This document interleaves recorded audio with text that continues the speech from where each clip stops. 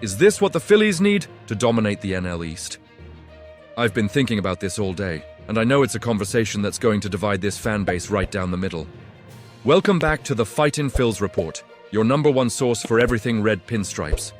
We are inching closer to opening day, and the front office is staring down the barrel of a brutal roster decision. We're talking about the backup catcher spot behind the best in the business, JT Realmuto. It's a head-to-head battle, the ultimate clubhouse glue guy, Garrett Stubbs, versus the young high-upside backstop, Rafael Marchan. Both guys are out of minor league options. That means whoever loses this battle gets exposed to waivers, and we could lose them for nothing. It's a high-stakes game of poker, and Dave Dombrowski is holding the cards. Are we prioritizing vibes, or are we prioritizing the absolute best 26-man roster to get us back to the World Series? Let's break it down. Let's get past the surface level here and look at the actual baseball mechanics of this decision. Philly fans know exactly what I'm talking about when I say the backup catcher role in this city is uniquely demanding. You are backing up the BCIB, the best catcher in baseball.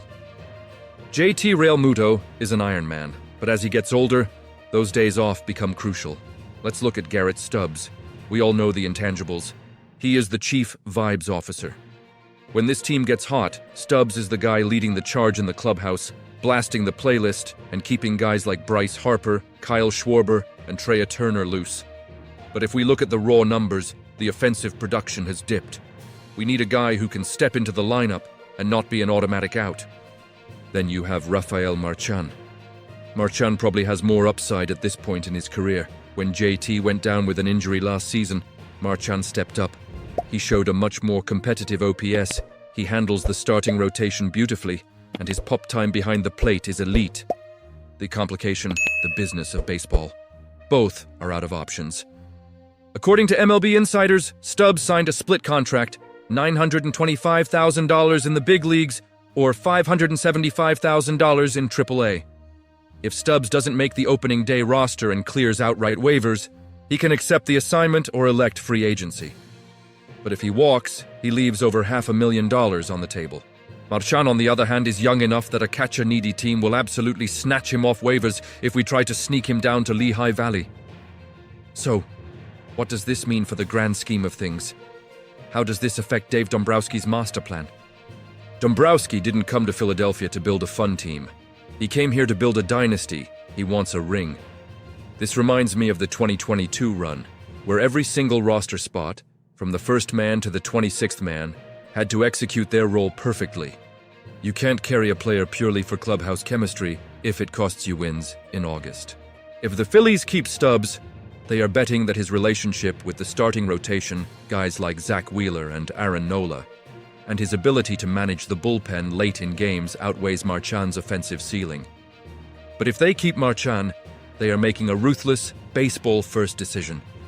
They are saying, we love the vibes, but we need the production. Losing Marchan for nothing would be a tough pill to swallow for the scouting department. But cutting Stubbs? That alters the DNA of the clubhouse. However, when you are chasing a World Series, sometimes you have to make the cold, calculated move. The Atlanta Braves aren't keeping guys just because they're fun at parties. If the Phitins want to dominate the NL East, they need the absolute best 26 guys on that diamond. Now let's talk about you guys. I've been reading your comments, I've been scrolling through X, and I know exactly what the vibe is down at Citizens Bank Park. Half of you are saying, you cannot cut Garrett Stubbs, he is the heart of Red October. And I get it. When we clinch, who is the guy pouring the beer? Who is the guy wearing the overalls? It's Stubbs. He understands this city. He embraces the grit. But then I see the other half of the fan base, the diehards who study the box scores, saying, look, we love the DJ, but we need a guy who can hit a fastball in the gap when JT needs a rest. Fans are terrified of losing a young, controllable asset like Marchan just to keep a veteran whose batting average hovered near the Mendoza line. It's a true head versus heart debate. The heart wants the playlist, the head wants the OPS. And in a city that demands excellence, the patience for non-producing fan favorites is starting to wear thin. We want a parade down Broad Street, plain and simple. Here is my final verdict. Dave Dombrowski is going to make the tough call. I believe Rafael Marchan has earned this spot with his upside and his bat. It will hurt to see Stubbs go if it comes to that.